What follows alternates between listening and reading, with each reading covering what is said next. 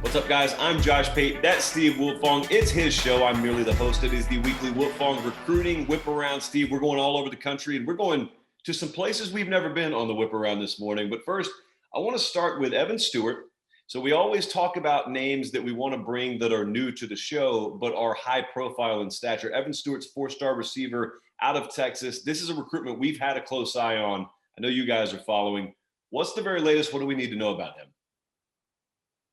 Yeah, the receiver from Frisco, Texas, Liberty High. I think he's going to be one of the more polarizing recruits in this class. And I think this is going to be a recruitment that's going to go all the way to the end. So there's going to be a ton of interest in Evan Stewart. And I think this is going to be one that's going to evolve leading into December. We've certainly already had some twists and turns with it. He just decommitted from Texas last week. Texas is the only place that he's really seen, and that was for a track meet. Evan Stewart, one of the fastest, most explosive players in this class. He's currently the number 5 receiver in the top 247, but I definitely think with his film and his athletic profile, he's in the conversation for being receiver 1.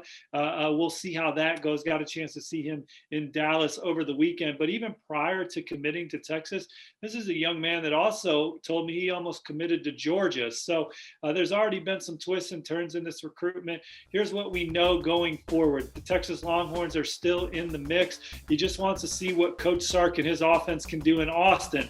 He saw what they did in Tuscaloosa, but now that was under Coach Saban's eye. Coach Sark is now the CEO. He's the guy running the show, and Evan Stewart wants to see how that offense translates in Austin. I do think that he has a keen eye on the SEC and that conference and playing in that league, and the other schools in the mix. They're all SEC programs. You have Alabama. They have a seat at the table, and I don't know, maybe they stand outside the top 3 right now, but when you're Alabama, all you got to be is at the table at this point in the process and get a chance to state your pitch, and that typically bodes well for Saban and company. So they could definitely be a potential major trend up school in this recruitment as Evan goes along.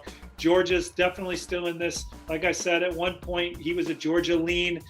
Kirby Smart, Coach Hankton, he loves Coach Hankton in Athens. They're a team to watch. The Florida Gators, they're definitely in this as well. His 7-on-7 quarterback, Nick Evers, he loves the idea of potentially playing with him on the next level. And Florida's, what they did at the wideout position recently under Coach Dan Mullen and Coach Gonzalez certainly speaks to him. LSU, they're very much in this one as well. Again, you can point to the receiver production as of late and what they've gotten out of that position, and then what's going to get drafted here in this cycle. I think that's appealing to Evan. And then his 7-on-7 quarterback last year was Garrett Nussmeier. He says him and Nussmeier have a really good chemistry. Nussmeier is obviously about to be a true freshman at LSU. So you have Alabama, you have Florida, you got Georgia, you got LSU, and he also really likes Texas A&M. Texas A&M is in on a lot of blue chip receivers.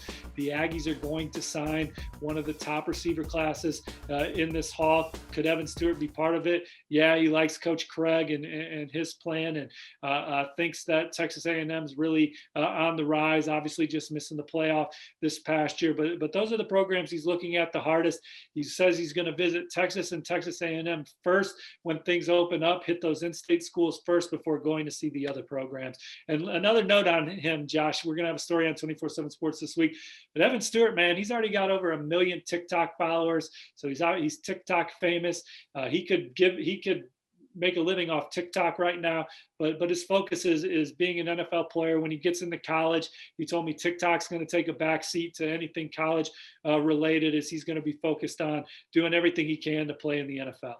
Steve, this is the time last year where Tennessee was highly ranked and there was a lot of juice behind the Vols.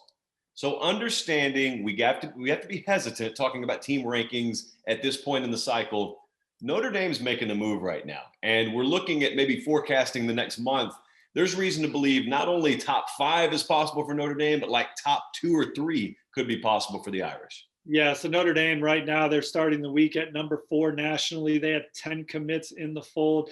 a big announcement Wednesday on 24/7 Sports and CBS Sports HQ. Top 247 linebacker athlete Joshua Burnham is going to announce his plans, and he's deciding between Michigan and Notre Dame. And Notre Dame is trending on the crystal ball, including my forecast. And if Notre Dame does land Burnham, it will see the Irish move up to number 2 in the 24/7 Sports composite recruiting rankings. And if Josh does commit to Notre Dame, he will instantly come in and be their most physically imposing linebacker on the roster. And this is just a versatile second level defender that can do a lot of things. I think he's a guy on offense. He's very dynamic with the ball in his hands, and he's obviously ferocious. And that translates on defense, where he's got that change of direction. He's got that short area burst. He can thump. He's just a real instinctual, savvy football player, and this would be a big pickup for Notre Dame if they could go into Wolverine country and land a young man whose family basically grew up rooting for the maize and blue. And if Notre Dame can add Joshua Burnham to this class is already pretty impressive on defense. The jewel of the class right now is Tyson Ford. If Burnham commits, he'll be the jewel. But Tyson Ford's a top 247 defensive end out of St. Louis. He was an Oklahoma lean for a while.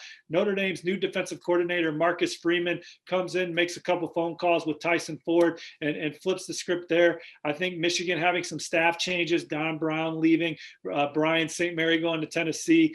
I think that opened the door for Notre Dame, for Marcus Freeman and company to come burst through there and show Joshua that Notre Dame's a better fit for him. But you have those two. Nolan Ziegler's a very versatile. He's kind of in that same mode as Burnham, just a guy that can play in space and rangy and big and physical. Nolan Ziegler's a 6'4", 210-pound safety rover linebacker type. And then you also add in Aiden Gorbera, who's a 6'6", 235-pound edge guy who is dominant in his high school game this past week.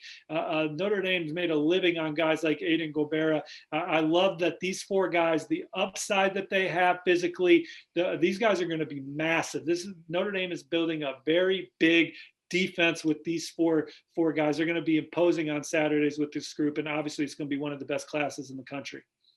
So if anyone's attention has wandered whatsoever, and you're kind of casually listening to the whip around right now, but maybe you're walking around the living room doing other things, this will get your attention. This will draw you back in. The following question for Steve is, Mr. Wiltfong, could Rutgers have a top 10 recruiting class? Well, I don't think it's going to finish in the top 10, but I think that top 25 is it has a chance to, sorry, I'm struggling with my words. This is such a new topic, but I think that Rutgers has a very good chance to finish in the top 25. That the way that they're recruiting right now, they have a few 24/7 Sports, or a couple 24/7 Sports composite 4-stars in the boat right now. Linebacker Anthony Johnson and receiver Marion Brown, who just committed out of the Sunshine State, and they got a couple more 4-stars I think on the way. You look at running back Samuel Brown, a 6'3", a 6'2", 6'3", 200-pound running back out of Pennsylvania, who to use the word I used in the last segment, he's ferocious between the tackles, has good feet after contact balance and big playability, and he can catch the football. And he would be a big get for Greg Schiano and company, as a guy that I think could ultimately develop into one of the better backs in the Big Ten. He's a top 30 player at that position nationally. But the big fish out there is top 247 quarterback Gavin Wimsatt. He's a consensus top 100 recruit. I think he's very talented. I've seen Gavin Wimsatt throw live. I mean, he's still developing physically, but he's got a live arm, a smooth motion, can make all the throws on the field. He's athletic, was a good basketball player, and he's a guy that I think could be in the fold for Rutgers soon too. And you look at offensive coordinator Sean Gleason at Rutgers. I think he is one of the more innovative offensive minds in college football right now.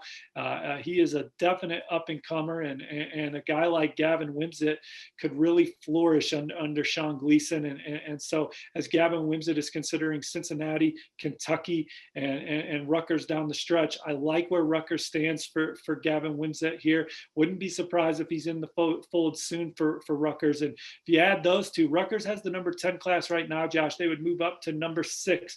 I think if you look at Maryland finishing number 18 last year, I think Rutgers can live in that space also. And then from there, it's player development and scheme and getting your players in the right position to be successful. And you look at this, you look at Gavin Wimsatt, he's got a ton of upside. You look at Samuel Brown, a lot of upside, a lot of runway for both of those prospects, as there's still a little rawness to both, but they're developing. And then you look at guys that they have in the fold, like a 6'4", 215-pound defensive end and Kenny Fletcher from in-state, or Rashad Rochelle, who's one of the more athletic players in the Midwest. There is a lot to be excited about with Rutgers coming off a season where they showed a lot of improvement. They brought in a top 50 recruiting class last year, maybe top 25 this year. The arrow seems to be really up in Piscataway right now. When I tell you he's the best, that's why. Also, the Whip Around is now a Rutgers show. Steve Wiltfong, keep it locked on 247sports.com for all the latest. I will see you, sir, next week.